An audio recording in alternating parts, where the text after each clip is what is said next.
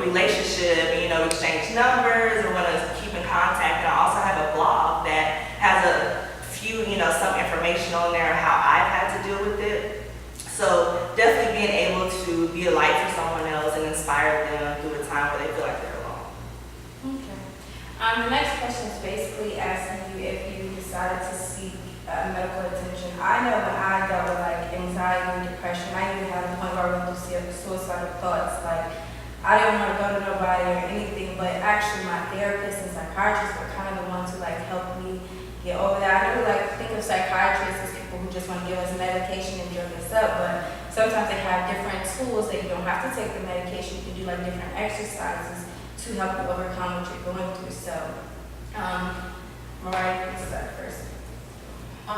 Definitely when I was in college, because like my mom passed away, she actually died September 27, 2011, so it'll be 8 years this year. And she passed away 5 days before my birthday, so that's always really around that time of year. I definitely have like that season of depression where that, you know, summer, her birthday was July 4th. So probably from that point on, all through the holidays is like where my depression really set in. And so I went to Armstrong State University in Savannah, and they had, you know, a program where if you needed, you know, to seek help and everything, like you were able to do that. So I had an awesome therapist, and she really helped me get through not only dealing with the loss of my mom, but dealing with what I had to deal, you know, with on a day-to-day basis.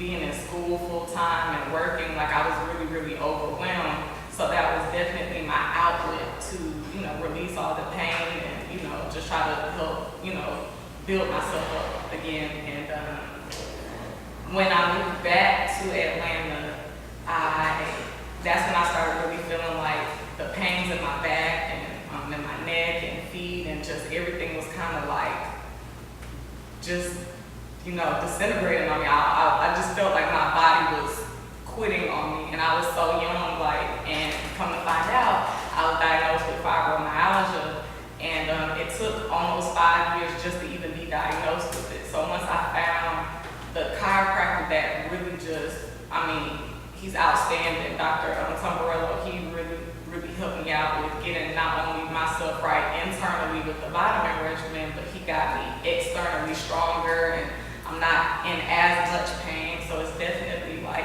it's a process trying to find the right doctor, the right person that fits for you, but it's worth it to put the work in so that you can start to rebuild yourself. So. I would probably say for me, it was during college. I was working on my master's, which unfortunately I didn't finish, partially due to my mental health at the time. But I had one of my professors pull me to the side because she noticed a dramatic decrease in the work that I was turning in. So I don't know how many people you have that's going to college, but that can be very mentally taxing and physically, because I was broke too, which I know is not going to empathize with. So a lot of times when I was in class, I wasn't worried about those assignments. I was worried about how I was going to eat that day. And finally, I think for me, I just decided to seek that help. After she talked to me and let me know I wasn't the only person going through it, I would be what you would consider that strong friend. Like everybody always felt comfortable talking to their issues with me, but I didn't know who I could seek for that help. And I really didn't go to my family about it because no disrespect to your family. A lot of times what they have to say is because they've seen you from the time you were an infant until now, they're speaking from their perspective, and they really have no idea what you go through when they're not around. So anybody that's out there struggling with it, I would encourage you to talk to somebody that you don't know. Because regardless of what you may think, it's a lot easier for you to open up to somebody you don't know as opposed to somebody that you do know. My mom is my best friend, but I didn't tell her anything that I had going on until about maybe a month ago when I broke down crying in front of her about the things that I had going on in my mom. But African American doctors are my whole team now, and I think my team that I have now is most helpful because they understand what we go through as African Americans, and they understand how, you know, when I told her my family just want to pray, and I was like, yeah, well, she was like, well, I know, and so the VA, I didn't think I would ever get a team like I have now for my mental health, but you know, just having African American doctors who you can. And I come from a very religious, conservative family also, and what ended up happening was all the like he was saying, we're actually Muslim, so all of the praying kind of didn't work. I have Christian family members too that took me to church. I was on the praise dancing team and things like that. And when it got to a point where my mom was afraid for my actual life, she just decided, okay, you know what, I have no other choice, and I'm going to try something unorthodox. Because just as bad as it is for African Americans, it's even worse for Africans. Like, therapy is not a thing in our family. I probably was the first person ever in my family to ever go to therapy.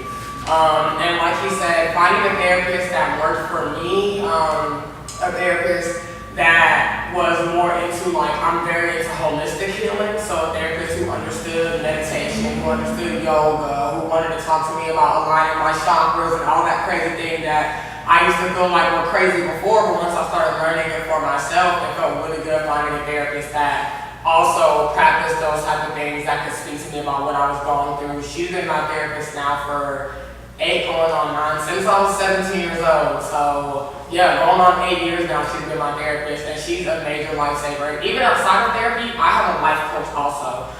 People don't know the difference with that a lot of the times. Therapy deals with your past trauma. Life coaching assists you with your present and future. So a lot of the times you might go to a therapist and you're speaking to them about everything that you've been through, but you're also trying to figure out as you're healing what you can do for your present and going into your future. And I feel like a life coach is extremely helpful for that. So I have those.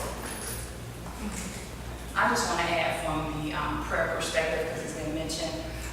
Prayer is essential, it's a part of the care, it taps into your emotions, it's a connection to God, it's a way to release, it's a source of strength.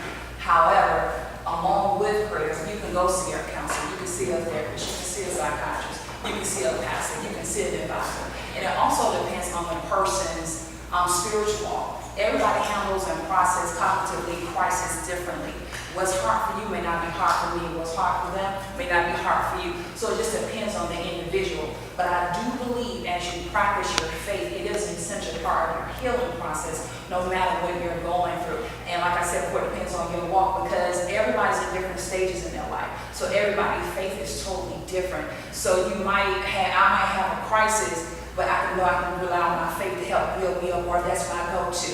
Or somebody else who's not really into the Lord, they believe in prayers and traditional thing in the family, like, well, you know, that ain't working, I'm gonna go over here. I need some help, like some right now help. Even in prayer, you still need to talk to somebody, because you can't see God. You can talk to God, he's not visible.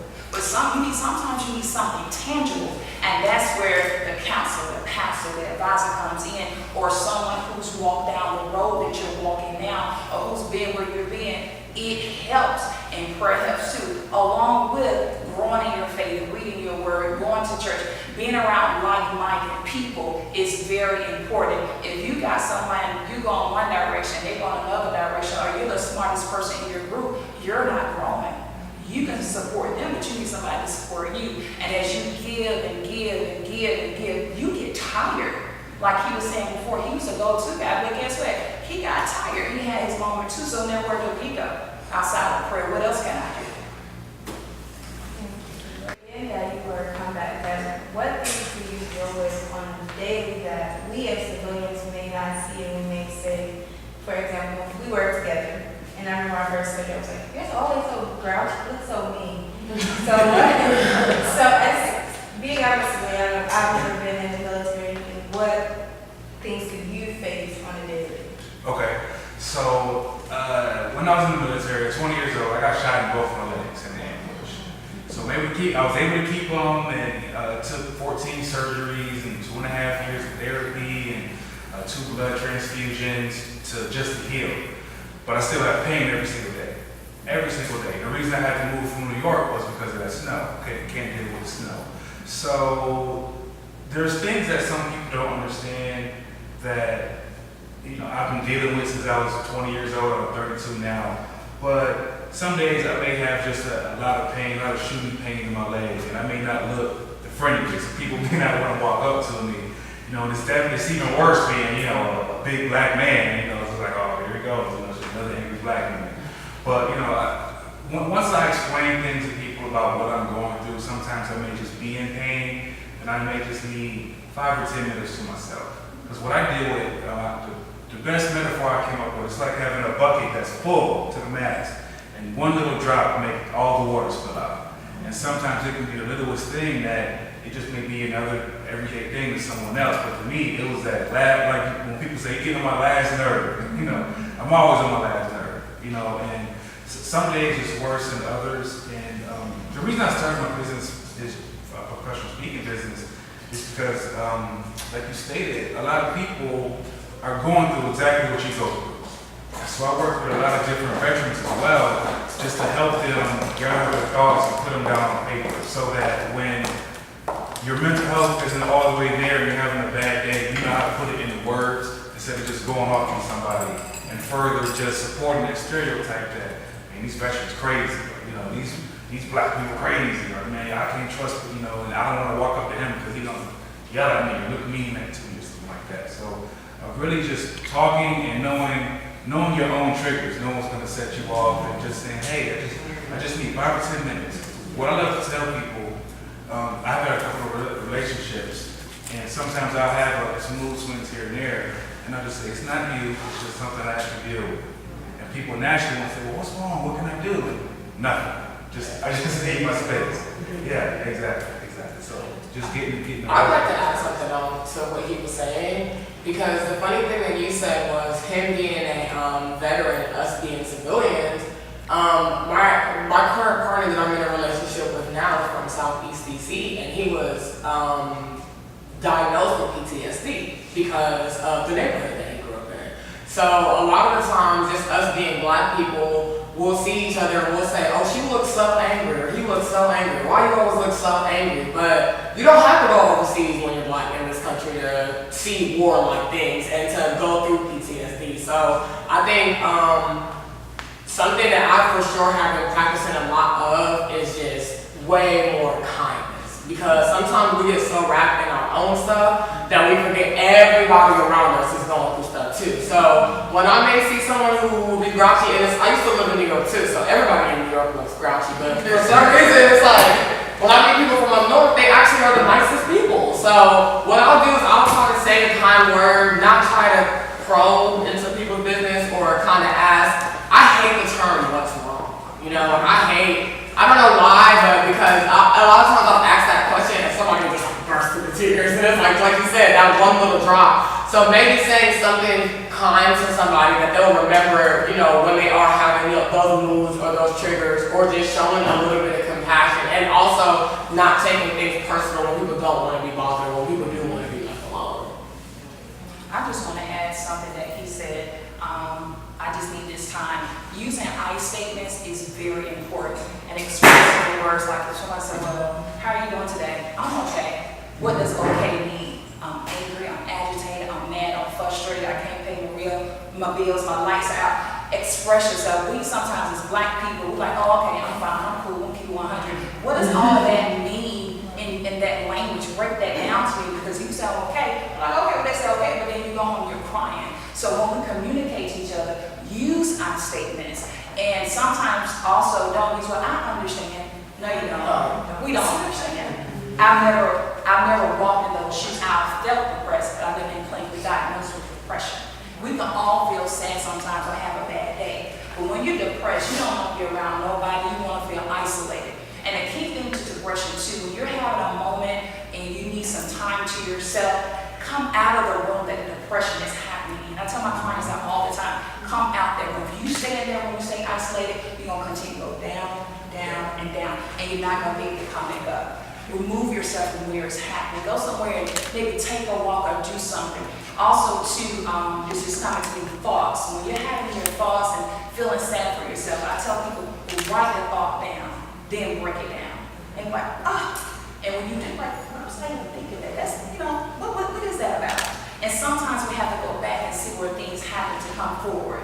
And also, I want to add another too with the grief. It's an organization called griefshare.org, and you can find it online. And if you're dealing with grief, it's people like us, not necessarily therapists, but such as yourself, that support one another too, is when you can find it online.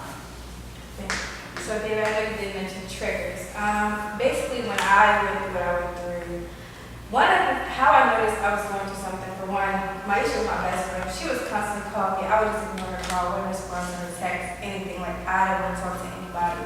And I was like, this is not like me to not want to talk to people. And then like when I started having like the suicidal thoughts, I was just like, okay, something's going on because never in my life have I wanted to just kill myself. Like this is crazy.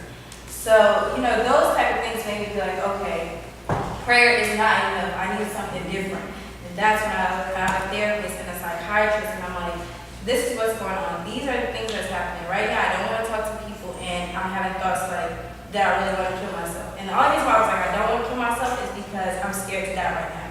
So that was like the triggers for me to be like, go talk to somebody about this. So I don't know if any of you guys had any type of triggers that made you be like, okay, something's going on, let me go talk to somebody. I guess with mine, like triggers, well, actually my mother was the one who actually was like, you know, that mentioned about maybe wanting to see a grief counselor or something of that nature. Because I never had issues with like sleeping. I've always been a hard sleeper. Like growing up, like that's just how I've been. But the last like year, I literally barely sleep. I sleep for probably like 45 minutes with a deep sleep for like 45 minutes at a time, and I'm constantly tossing and turning. So I'm exhausted when I wake up. I can sleep for 8 hours. I'm still exhausted when I wake up. As far as like eating didn't really change that often, but my mother was one who actually mentioned that it's a possibility that I could be dealing with depression.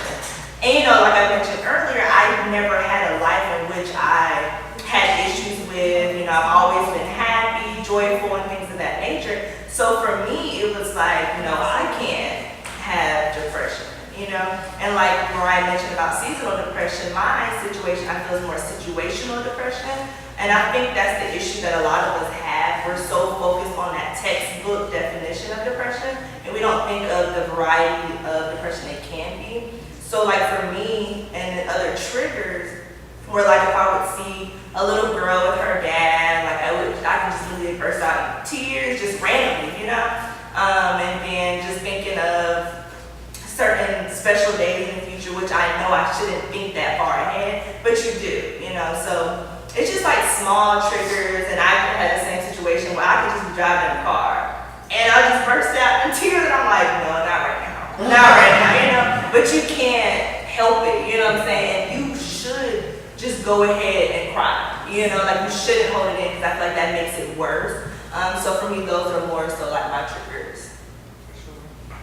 I probably say me going to college, because I was so good at everything that I did growing up. Like I got pretty much, I was never honor roll student, but I always made good grades.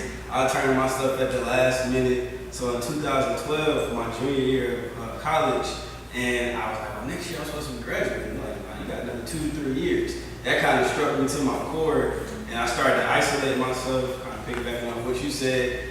I mean, it was the opposite. I thought I was sleeping like a whole lot more to just escape what I was going through at the time. And I don't know if anybody's ever felt like, there's nothing worse than being in a dark room by yourself and there's nobody else to talk to but you. And it's like 3 o'clock in the morning and you don't know why you feel like this. And I would just start crying. And it would be I would say the triggers for me would be if I got a bad grade on the test, if somebody said something to me that I didn't like.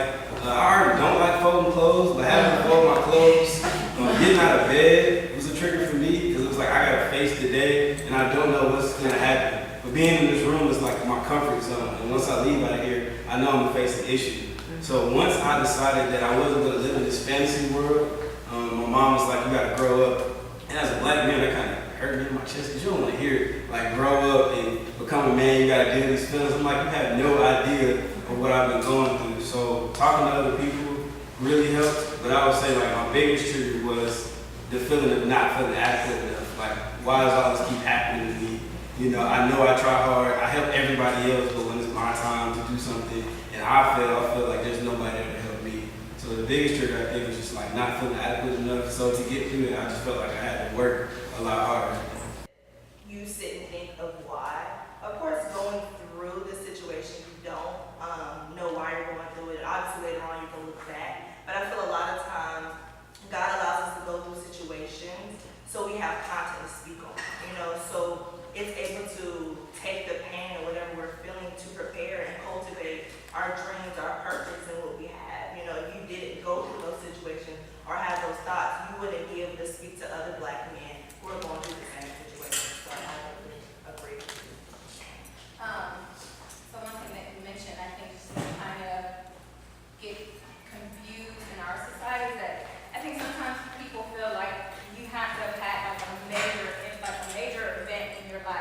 to lead you to depression? Oh no, something major just had to happen for you to be like depressed. And so what I learned in my own journey, how far from the truth that is, and that depression has no color, it has no, it has no personality, it has no look, it has no whatever. You can come from, like you said, hey, I grew up, everything's fine, and I still, and I think in our society we have to do better with understanding that no, it's one, we have to normalize depression. So now I don't mind telling people like I have depression, I had it, whatever, I'm cool, I'm great, but because I normalize it with myself. But I think just talking with the triggers, you also have to understand and sympathize with people when they do come to you or come to whomever and say that they have depression, not to be like, well, what happened? Your life seems so good. But what because I got that when I expressed that to people. Well, oh my goodness, from the outside looking in, I would have never known. And then that immediately causes people to like shut down and then like, okay, well, since you couldn't connect with me, I don't even want to talk to anybody else about it because they're gonna feel the same way, like, oh, she shouldn't be complaining. And I think that's probably the worst thing that you could do when someone opens up to you. So I think again, just in our community, I think that's why this is so great because we can talk about it and we can normalize it, and then we can hear other people's triggers and their signs. But I just, wanted to say I feel like, again, it doesn't have to be anything big. So in your mind, if you're thinking something is a little off, it's no harm in just going to see somebody just to see if you may have even mild depression. Social media was a huge trigger for me. Because I went to therapy, when I had my big breakthrough at 17, I went to therapy, consistently. So then you also get to a point where you just think, oh, I'm healed, I'm good, like this, I'm never going back to like how I used to feel. And then like this whole Me Too movement started. So I felt like everywhere I was scrolling, everywhere I was turning, it was something about sexual assault, a girl going through this, and even men now, are open. Like they just did a red table talk with an NBA player who got put in a mental institute for going through sexual abuse himself. And I felt like I was seeing it everywhere. And it started to kind of take me back, which is why I always tell people like, social media is a tool, utilize it, but check out. You gotta clock out. Like you have to have, whether it's a time at night and you say, I think right now I'm not scrolling, or even the most imperative for me is, when you wake up in the morning, do not let your phone be the first thing that you roll over and check. Like, my mental health has become 1,000 times better by just taking an hour in the morning for myself before I even pick my phone up and continue my day. Because you're scrolling, you're comparing yourself to everything you see. Everyone's posting their best times on social media. No one's posting when they're depressed or when they're going through stuff. It's not the most transparent. So I think social media is, for me personally, a big trigger. And a lot of the times when I do have like my girl talks and support groups and we all get together, like especially with women, because we already compare ourselves a lot because we are raised in a very competitive type atmosphere, and I feel like social media can be a major trigger for people also. So I always try to tell people like, you have to check out, like definitely check out social media. And just to fix that off, a trigger for me, I hate to say it, but it was my family. Like, when people deal with grief, you know what I'm saying, in their own way, you have to let people deal with grief in their own way. But it's like, for me, it's like, my mom was the glue that held my family together, so I'm her daughter, and I'm her only daughter. So it's almost like when she passed away, I felt the need to like, be her for, not only for myself, but for my family. And like, that started to take a toll on me because people get too complacent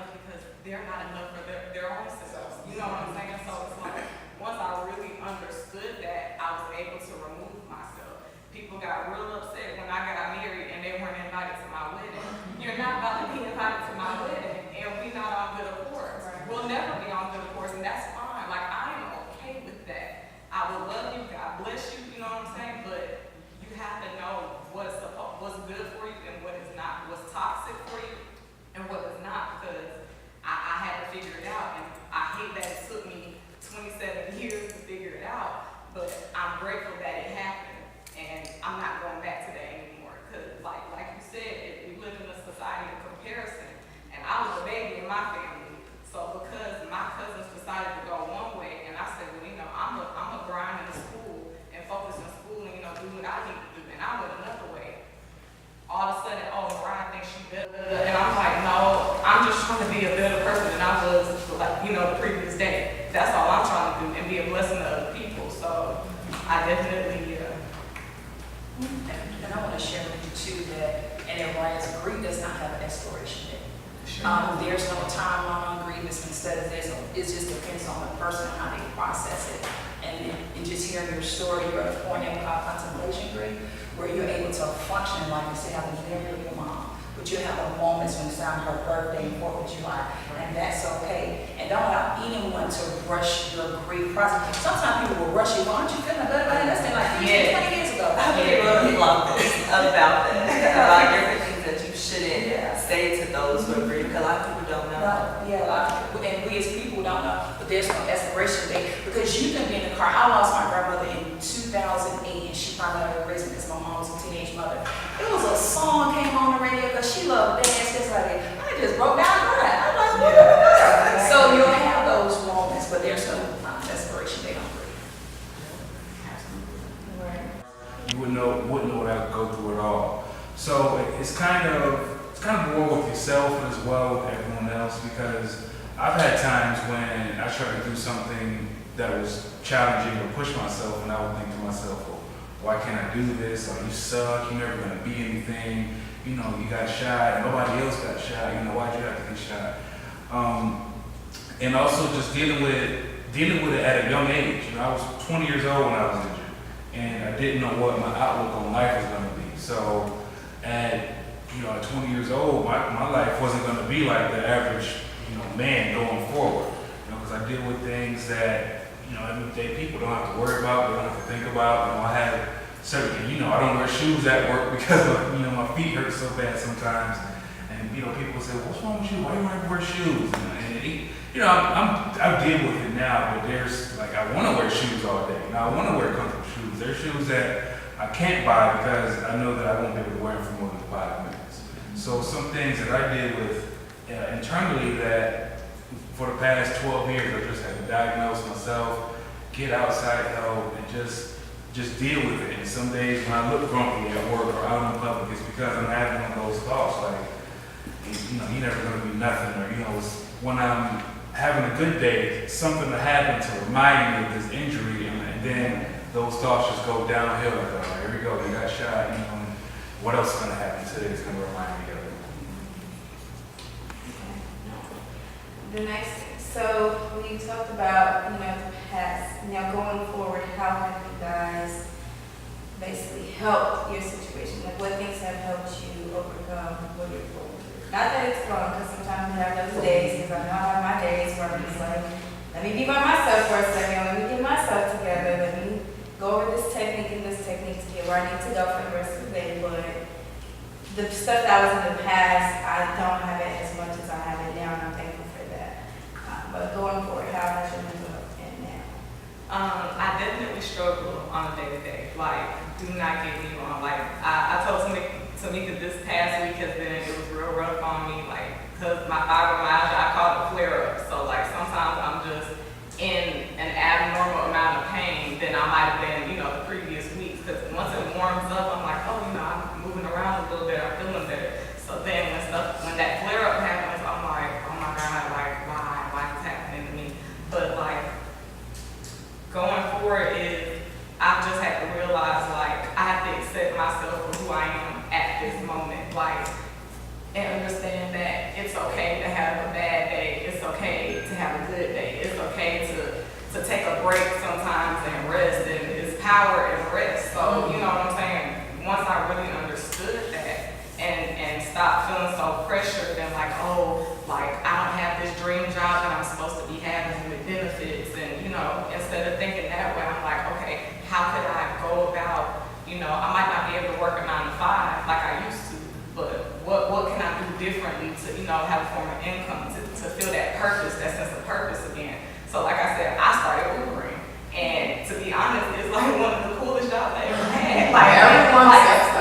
Like, for real, because you never know. Like, I've met people from all over the world and realized they have struggles just like I have struggles too. So being that voice of like, you're not alone, even when you're with someone else that says it back to you, that's like, you know, sometimes that's the best feeling. That'll just make your day, you know, completely.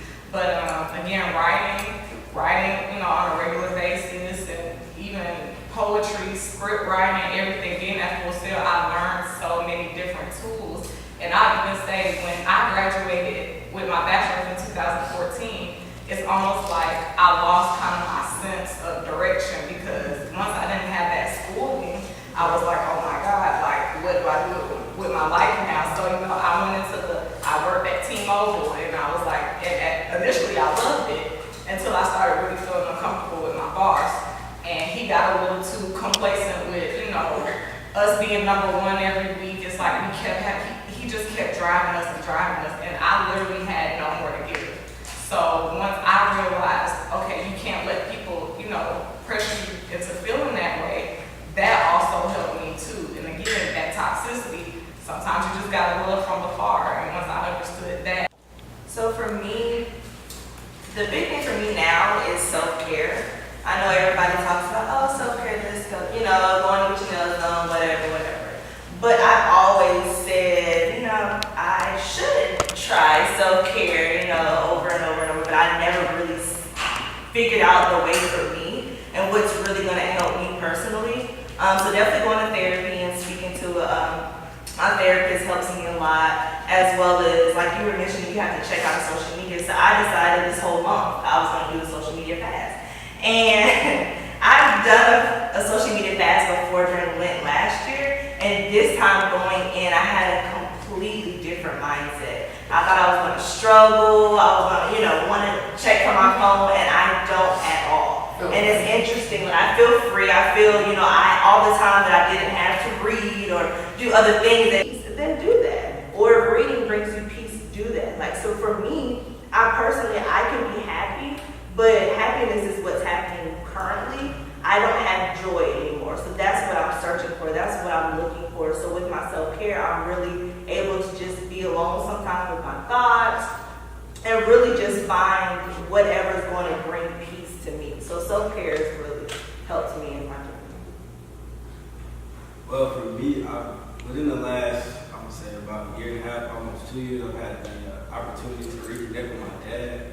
So a big part of the void that I was feeling, and a lot of African males do, we grow up in single parent households, especially with women. No disrespect, because I feel like black women are the best thing ever.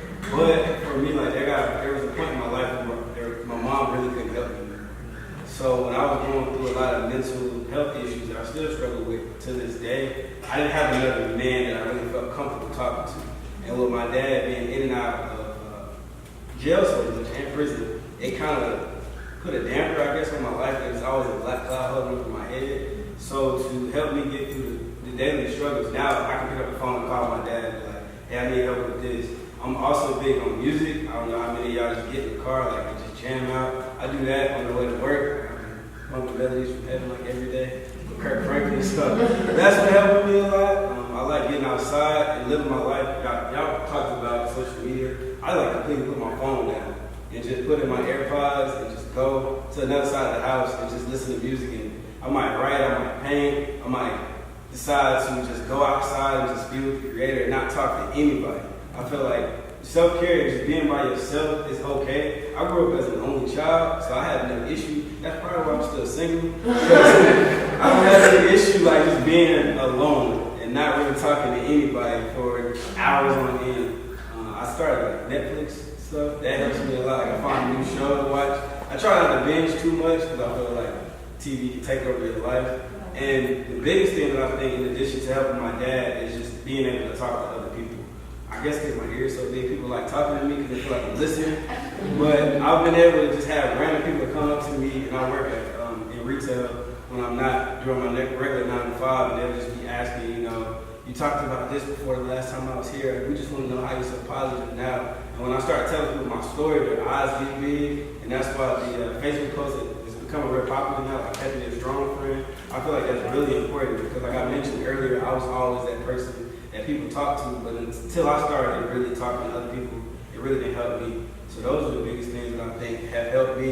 And I just tell people all the time, don't feel afraid to tell somebody no. I feel like once I mastered that word, that really changed my life. Like, when people be like, Mike, can you do this? I have no issue saying no now, because if you're not taking care of yourself, you really have no service to anybody else. You know, because they got a point where I just finally just, like you said earlier with the water analogy, it was like that. So really just being by myself, reconnecting with my dad, doing things that brought back my childhood, because I feel like that's when I was the happiest. Like when cell phones really didn't exist, and you had to look where the bikes were to figure out where your friends were. So going outside, helping other people, and I do positive affirmations every day. I try to take the first 30 minutes of my day just thanking God, finding things to be thankful for. You know, thankful that I do have this money in my account, thankful that I'm able to help somebody, thankful that I'm able to still have my parents here and able to talk to them on a daily basis, because we really don't know what's going to happen in your life. So I encourage everybody to just be kind to those around you, and it's okay to take time for yourself. And if you have an issue, speak out about it, because what you're going through, I promise somebody else is going through it, where they're going through it, they can help. I just got a life coach last year. So it took me that long to even go and like, okay, I know I was depressed. It took me, a couple of years to even go say, okay, now I need to go and speak to somebody. So now I talk to my life coach twice a week. And I'm like, man, if I would have had that years ago, but again, it's a journey. You don't just kind of get there. It's a very uncomfortable journey in the beginning, right? Just going and talking to somebody. So that's one of the things that I do. And then another thing that I realized is I need to feel in purpose. I needed to find a purpose. I knew my job, my 9 to 5, was not my purpose. And I think that's another reason why I was kind of depressed, because I was like, well, what's my calling? Everyone's like, oh, you gotta find your purpose. But don't nobody really tell you how to do that. But when I realized from sharing my story, that was my purpose. Like, my purpose was to be in that situation and then be a voice to others on, hey, it's okay to not be okay. It's okay to share your story. So I think for me, helping others also helps me, and I think that's why my mental health support group has been so great just for me personally, because I feel like now I'm being used to help other people and to spread awareness about mental health. And then one thing that I have in my mental health journey that you touched on is writing things that you're thankful for.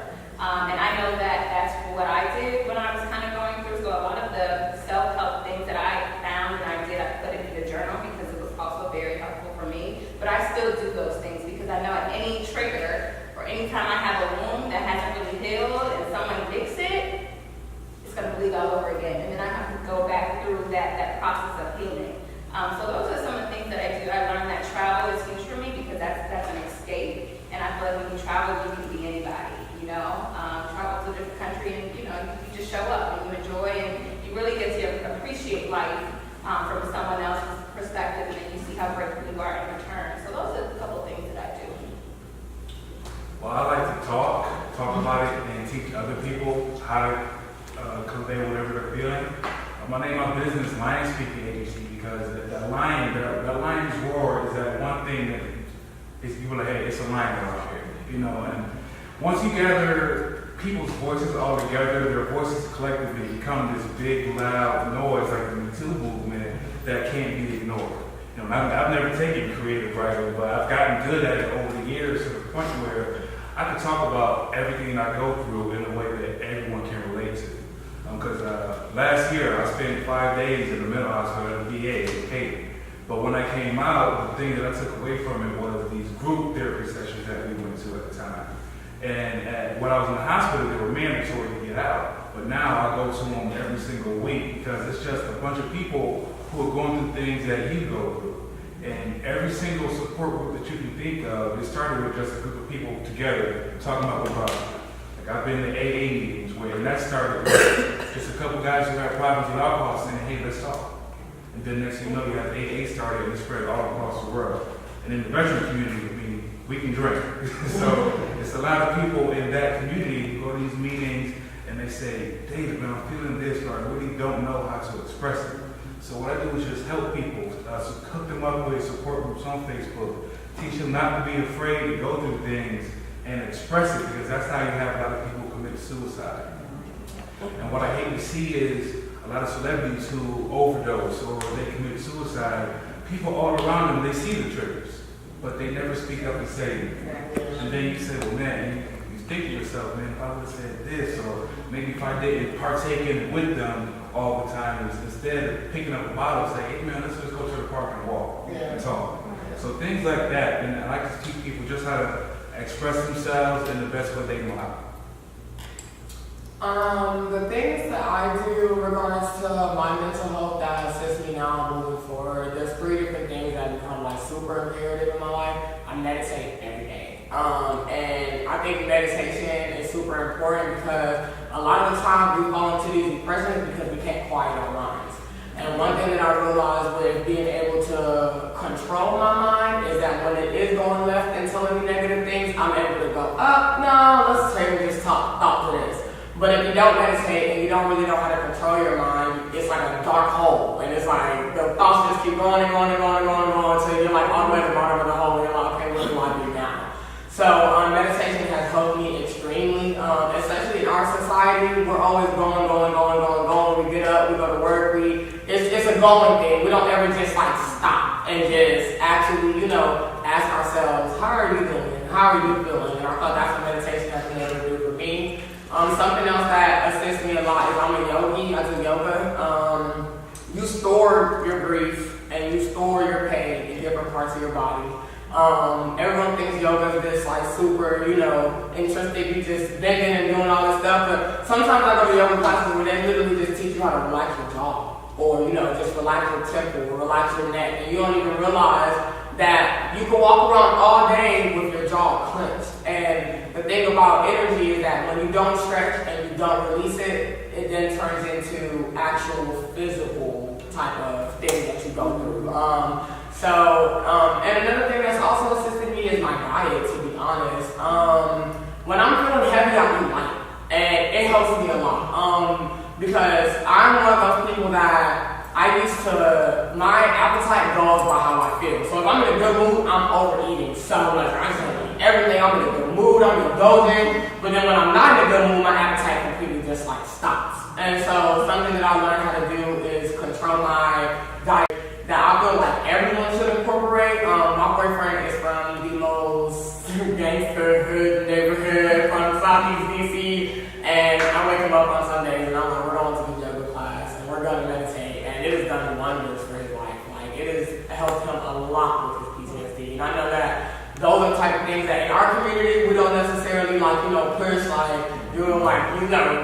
You go talk to someone that's of a different ethnicity, they're just like, okay, I love yoga, take my yoga class but then when I talk to people of our ethnicity, they're just like, yoga, what is that? Meditation.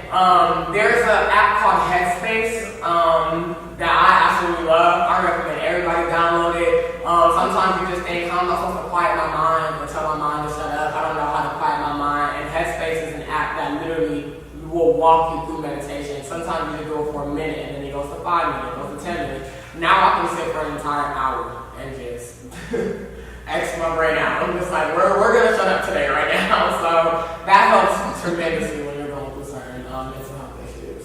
And there's another app to add that. It's called Calm. Calm is a good one too. I have Calm on my phone too. I want to tap into the PTSD and suicidal thoughts. Sometimes we do feel like we can do something to help that person. We're going to tell you, if that person wants to commit suicide, they're going to commit suicide. Mm-hmm. You can't be around a person 24 hours a day. But what you can do, what you do ask, if they say, well, I'm having suicidal thoughts, do you have a plan? Mm-hmm. Once they say they have a plan, that's when you really need to get some help, because they're going to tell you. And they will tell you, this is what I'm going to do, this is what I plan to do, this is how I'm going to do it. So if they say that, it's time to seek help. You call the Georgia Crisis Hotline. Sometimes that line is just full of calls, you'll be on hold, but get them to the nearest place that they can get help. But if they're going to do it, unfortunately, they're going to do it. And unfortunately, there's nothing that we can do to stop them. We can try to give them help. But, it takes a person. Sometimes people just can't come back up, unfortunately. Sometimes they can't find their way back. And sometimes that just happens, unfortunately. And you do feel bad. You do wish you could have did something. But some things are out of our control. And that's the part that we have to get sometimes. Some things are just out of our control. And giving up control. To piggyback off of that, the military has gotten great at handling those PTSD cases. Because a couple of years ago, we had more veterans commit suicide than actually died in the war. Wow. Yeah, so it was horrible, you know, and I kind of see how it happens because I dealt with a lot of stuff, and one of those things I dealt with was survivor's guilt. But I had a couple of my friends pass away in the war who had children, and I don't have any kids. And a big part of my therapy was, well, you know, you're here for a reason, you know, you can't predict whatever's going to happen. And that's when my faith, you know, that's when I really walked with the Lord then, because I was like, well, you know what, let me make the most out of this life that I do have, because, you know, I got hit in my femoral artery, and the doctors had 1,000 reasons that I was supposed to be, you know, gone, but, you know, I'm still here. But yeah, that PTSD and that invisible war, you know, it got me a little bit better. Everything's not going to be perfect in the military, but yeah, you're definitely right about that. And also I want to suggest too, even with the self-care, creating a vision board for your mental health and checking in with your board. You know, they have the vision parties, they put out magazines. Have one for your mental health. I will do this, daily affirmations, go for a walk, I will talk to someone, I'll make sure I take my medications, prescribe, blah, blah, blah, whatever it is. I'll go to church once a week, go to the movies, take a trip, go to Italy or wherever you want to go to Japan, Korea. Just having something visually for your mind, because your mind is the battlefield. Everything starts with a thought. It's how you meditate and how you carry that thought out. And once you start acting on it, you ever find yourself, you're like, how did I get here? Yeah. It was signals along the way, we just never paid attention to. So it's very important.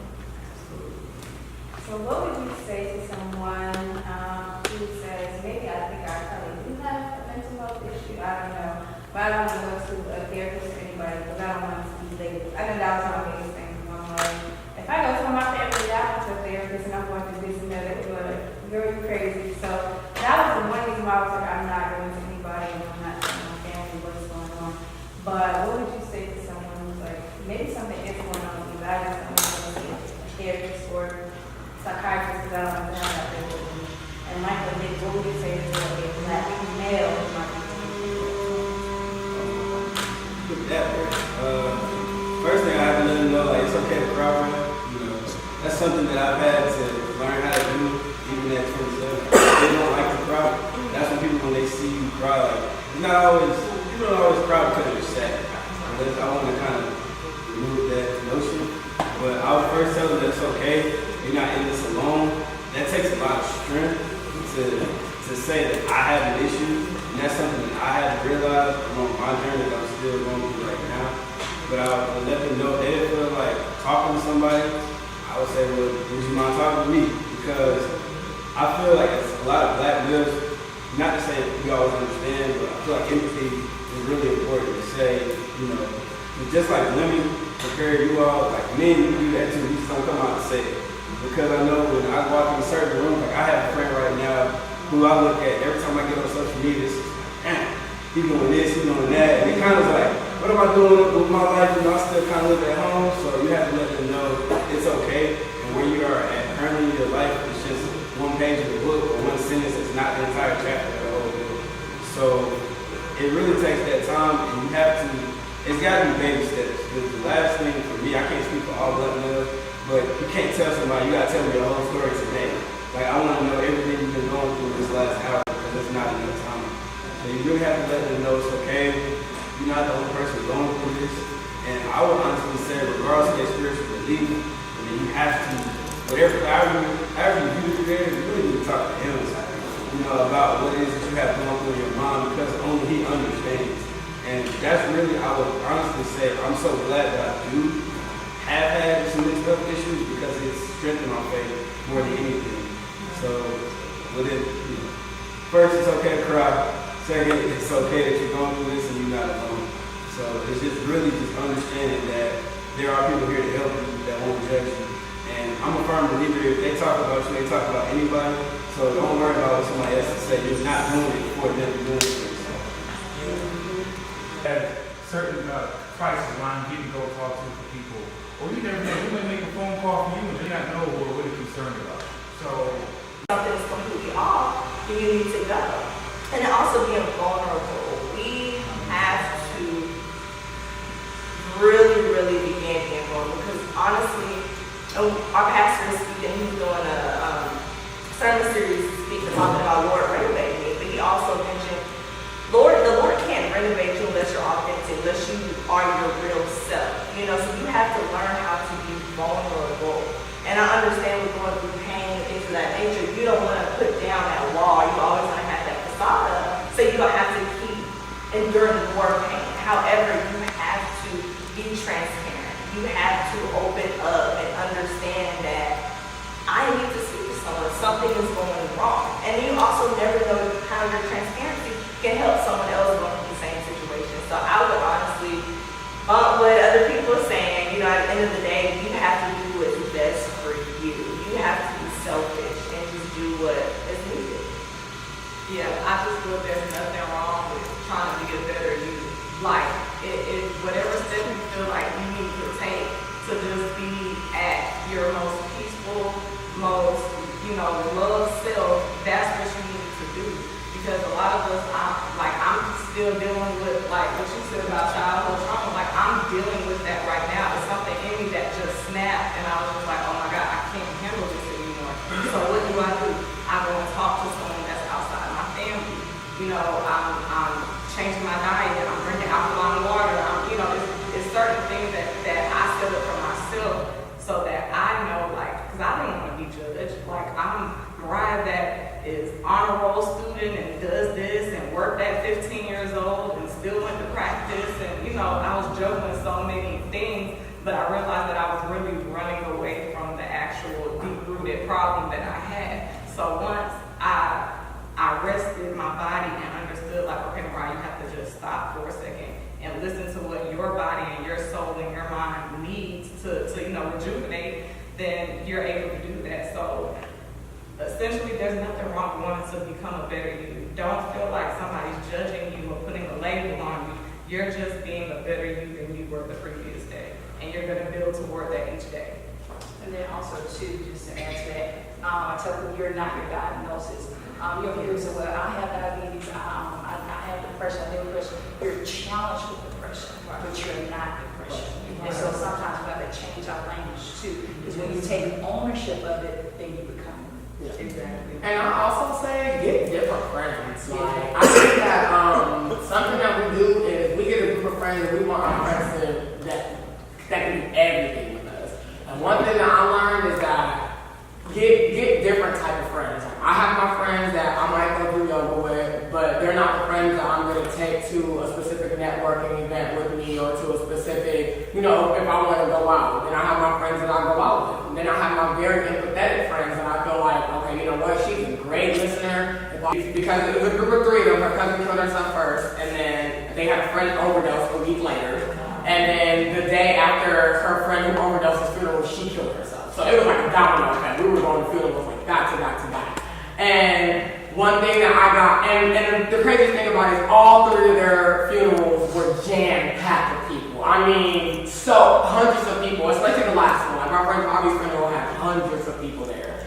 And I think that a mistake that they made as a group of friends is that they were codependent. And I feel like that's what we do with a lot of our relationships. We create codependent relationships. So when you have a specific friend, you want to be able to do everything with that friend. And then when you are having certain issues, you're running into a wall of, you might have a friend that may not be the most empathetic, but that's a friend that does everything with you. So those are the only friends. Like, I always tell people, sometimes the day twos are better than the day ones. Like, people are, especially in our culture, like, I've known him since I was and we've been friends for so long, and that's the person that I want to continue with. But open your mind up to, because we're dynamic people, we're multifaceted people. So we have different dynamics just within ourselves. So finding friends that can align with those different dynamics will make it easier for you to actually talk to people. Because sometimes your day ones are not going to be the ones that you can go to and say, this is the problem that I'm going through. And I feel like the reason why they had that domino effect, they did everything together. So they felt like, dang, I can't live without this person now, because now that she's gone, another one is going. And then the third person was just like, oh, my whole group of friends, I could just see the codependency in their relationship, and they did do everything together. They bartended together, they worked together, they lived together, they did everything together. And I feel like getting rid of codependent relationships will make you a very independent person, and it'll allow you to have that, that friend that you can go to and speak to, but may not be a friend that you can do every single thing with. And And I feel like that will assist a lot with in regards to like mental health and who you're able to talk to and go to. So, remember that.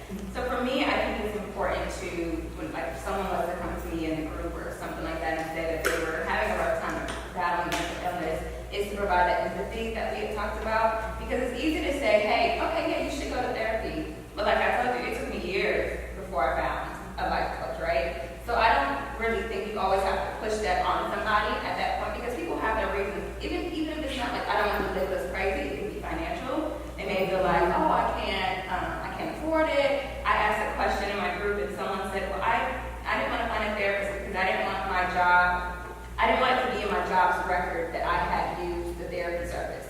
And to me, I'm like, why would they care? But to someone else, that was a big thing for them. So I knew, okay, well, let me just give her empathy. Hey, I understand why you wouldn't want to go, but maybe some other things that you can do instead. And so if there's anybody here that is also struggling, I would just say to know that there's beauty in your pain, right? We all can probably say that there's something good that comes out of our struggles, because we all have different struggles.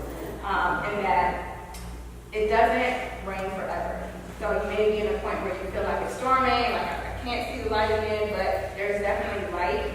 But I think in order to get to that light, though, we have to take some self-responsibility, and we have to actually want to get it. Because if not, we'll just stay stuck the whole time. And so that would be my message to you all as well. Like, I know for me, I wanted better, but I couldn't just say that. I had to actually act on it.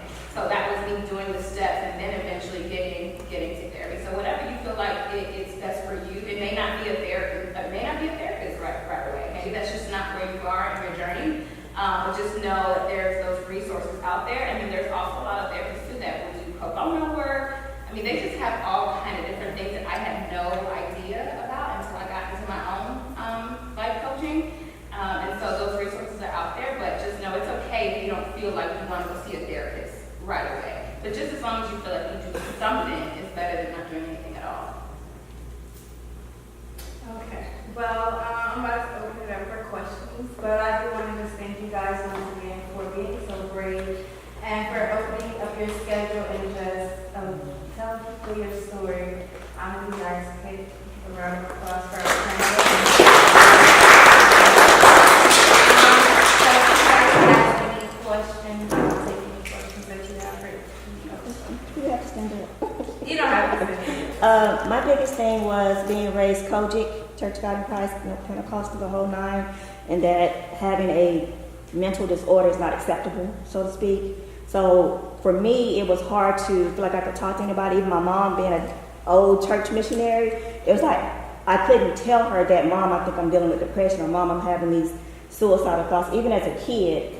So even now being 45, having an episode just in the last couple of weeks, I thought I couldn't go talk to my mom because it's like, I just felt like it wouldn't be acceptable. Like I would be kind of, and I know we're here and it's all about God and, pray your way through it, but how do you tell someone, I definitely believe in God, how do you tell someone that just pray yourself through it, pray your way through it, it's going to be okay, when there's actually something going on that you just cannot fix with just prayer? How do you get through that? I would suggest in prayer, it's not where to go seek counsel. Go talk to a therapist. Because sometimes, even in especially our black churches, we really don't talk about mental health. Right. Mental health, mental health awareness month for May. Some churches just don't go there because they don't know how to handle there. They don't know what to do with people that have schizophrenia and they come in with a psychosis. Or have you ever, I'm familiar with coaching, a person come in and they think they're possessed with something, but they may be having a nervous breakdown and you just don't know it. So I would tell the person, get the help that you need, because it's a part, we live in the spiritual and the natural. So you bring it all together. You have to eat and you have to drink water. You need both. So we can pray, go see a doctor too, whomever, but you have to feel comfortable, and your mom just may not be your go-to person. Find your go-to. I know our moms are special. My mom is special too. My mom is not my go-to, because guess what? Mommy loves us. And they just can't imagine their daughter going through something like that. Oh no, church, what do you mean? What do you think you feel depressed? We don't do that. But yeah, it happens. We're human too. You can be just a superhero and have a busy lifestyle, and then all of a sudden you have a moment because you lack self-care, you have those thoughts, you're feeling low, you want to feel better, we got the sob, we got a mess, but we're hurting on the inside. And I want to also add to that.